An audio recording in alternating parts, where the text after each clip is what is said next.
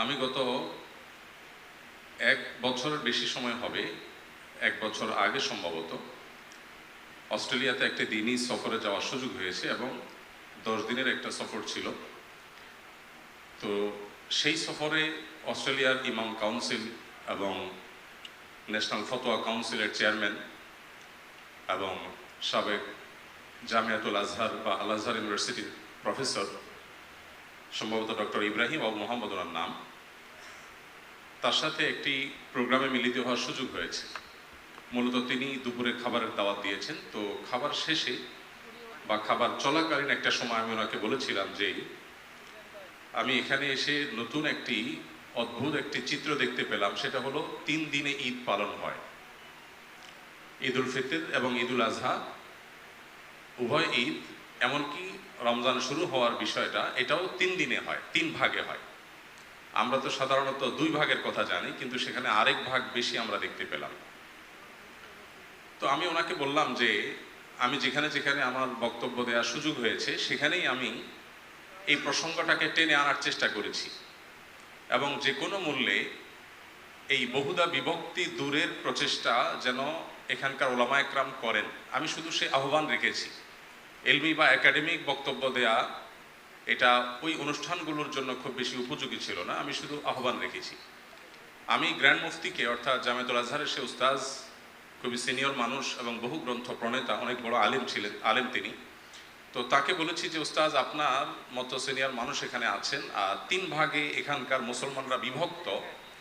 এর সবচেয়ে বড় ক্ষতি, সবচেয়ে বড় যে কুফলটা আমরা দেখতে পাচ্ছি সেটা হলো একেবারে ছোট ছোট বাচ্চাগুলো যেগুলো মুসলমানদের ঘরে জন্মগ্রহণ করছে, বিভিন্ন ন্যাশনালিটির, বিভিন্ন দেশের, এই বাচ্চাগুলো ইসলামের যে সারা বছরের একমাত্র সাংস্কৃতিক সৌন্দর্য বা সবচেয়ে বড় সাংস্কৃতিক সৌন্দর্য যেটা ঈদ উল ফিতর এবং ঈদ উল আজহাতে, তারা দেখে ইসলাম সম্পর্কে পজিটিভ এবং ইতিবাচক ধারণা তাদের মধ্যে তৈরি হতো, ইসলামের এই সৌন্দর্য দ্বারা তারা প্রভাবিত হতে পারত, সেই জায়গাটাতে বড় ধরনের ক্ষতি হচ্ছে এবং বড় ধরনের ঘাটতি দেখা দিচ্ছে। এই বিষয়টাতে আপনার বিশেষ ভূমিকা প্রয়োজন। এবং আমি বাংলাদেশে ওলামা ইকরামের অনেকের নাম বলেছি, পাকিস্তান, ভারতের ওলামা ইকরামের নাম বলেছি। যেহেতু 3 ভাগে বিভক্ত যারা, তাদের বেশিরভাগ আমাদের সাবকন্টিনেন্ট থেকে যাওয়া, তাই আমি বলেছি এখানকার সিনিয়র ওলামা ইকরামকে দাওয়াত দিয়ে তাদেরকে একসাথে বসিয়ে প্রয়োজনে যে কোনো মূল্যে এই অনৈক্য এবং এই বিভেদ এবং এই 3 টুকরো উম্মাহকে 1 টুকরো করার প্রচেষ্টা আপনার রাখা দরকার। আমি আমার জায়গা থেকে শুধু আহ্বান রেখে যাচ্ছি, কাজটা আপনাদের করতে হবে। তো তিনি একটু মুচকি হেসে বললেন যে এই কাজ যদি আপনি করতে পারেন আর আমার হাতে নোবেল পুরস্কার দেওয়ার ক্ষমতা থাকে, তো আমি আপনাকে একটা নোবেল দেব। অর্থাৎ তিনি বোঝাতে চাইলেন যে এটা অসম্ভব এবং দুরূহ একটা কাজ আমাদের এখানকার জন্য। আমরা যারা পৃথিবীর এই সমস্ত উন্নত দেশগুলোর কথা জানি, সেই সমস্ত দেশগুলোতে যে ক্রাইসিস আছে উম্মার, বিশেষ করে ছোট ছোট বাচ্চা যারা ইসলামে মুসলমানদের পরিবারে জন্মগ্রহণ করে, তাদের মুসলিম আইডেন্টিটি টিকিয়ে রাখা কত চ্যালেঞ্জিং ব্যাপার, সেটা সে সমস্ত দেশ সম্পর্কে সামান্যতম ধারণা আছে মানুষ মাত্র বলতে পারবেন। ঠিক এইরকম একটা জায়গায় একটা বাচ্চা যখন দেখে যে তার বাবা একদিন ঈদ করছে, তার পাশের বাসার আঙ্কেল তারা আরেকদিন ঈদ করছে, আবার আরেক আঙ্কেল তারা আরেকদিন ঈদ করছে, তখন তারা শুধু বিভ্রান্তই হয় না, ইসলাম সম্পর্কে খুবই বাজে ধারণা তাদের মধ্যে তৈরি হয় এবং ইসলামের যে এই সাংস্কৃতিক সৌন্দর্য দেখে তাদের মধ্যে ইসলাম বদ্ধমূল হতো, সেই পথে অনেক বড় অন্তরায় এই বিষয়টি।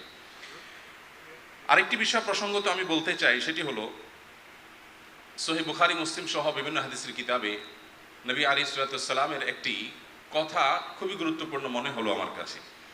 তিনি বলেছিলেন আয়েশা রাদিয়াল্লাহু তাআলা আনহাকে, লাউলা কওমুকে হাদিসু আহদিন বিজাহিলিয়াহ লা আমারতু বিল বাইতি ফাহুদিম।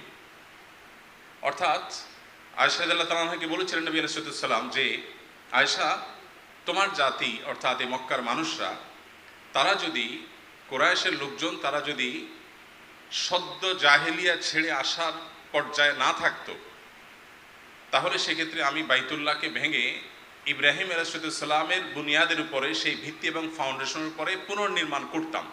কিন্তু এই কাজটি করতে গেলে তাদের মধ্যে ভুল বুঝাবুঝি তৈরি হবে। সেজন্য নবী সাল্লাল্লাহু আলাইহি সাল্লাম যেটাকে সঠিক মনে করেছেন, প্রয়োজন মনে করেছেন, সেই কাজটাও করলেন না। কেন? কারণ উম্মতের মধ্যে বিভক্তি এবং ভুল বুঝাবুঝি তৈরি হতে পারে। ঠিক একই কারণে মুনাফিকদেরকে তিনি শাস্তি দেননি।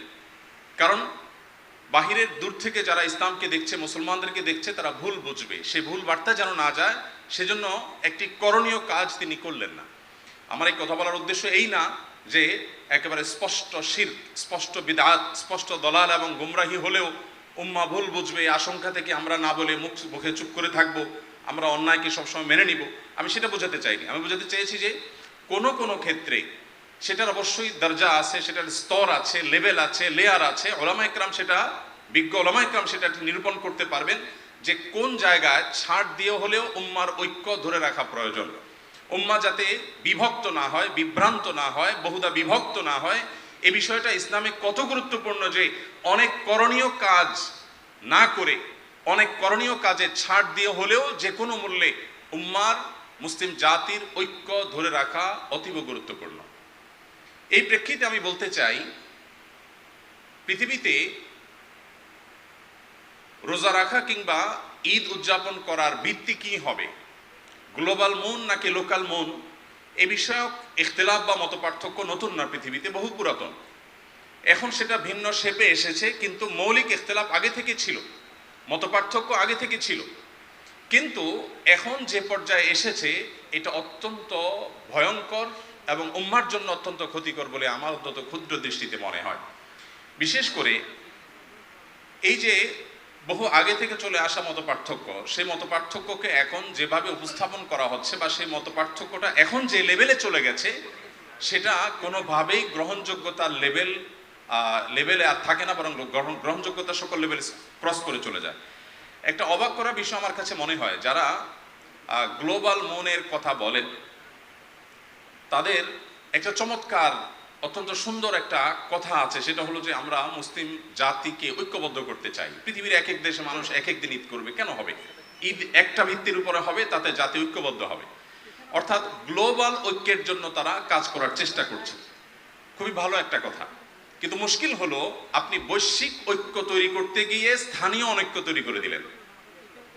অর্থাৎ যে বিষয়ে বাংলাদেশে সকল থট, সকল মাকতাবে ফিকির, সকল উলামায়ে কেরাম, যত বিষয় তাদের মধ্যে আপসে নিজেদের মধ্যে মতপার্থক্য থাকুক না কেন, চাঁদ দেখার বিষয়ে, রোজা রাখা এবং ঈদ সাব্যস্ত হওয়ার ভিত্তির বিষয়ে বাংলাদেশে উল্লেখযোগ্য কোনো থটের আলেমদের মধ্যে কোনো মতপার্থক্য নেই।